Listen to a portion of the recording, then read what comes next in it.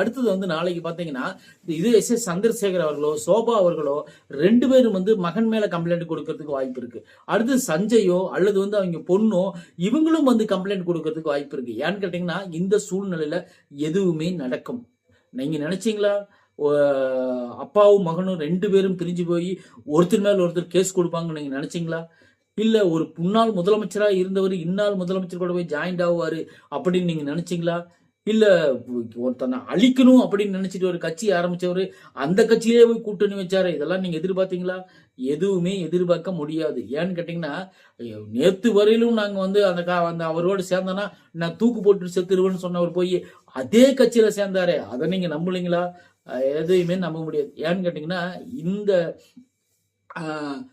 அவருக்கு நிர்வாகம்னா என்னன்னு தெரியுமா? டயரை மட்டும்தான் கும்பிட தெரியும்னு சொல்லிட்டு இருந்தவரே போய் அந்த கட்சியில ஜாயின் பண்ணாரு. இது நீங்க எதிர்பார்த்தீங்களா? அந்த கட்சியில அந்த அம்மா இருந்தவர்கள் என்ன சொன்னாங்க?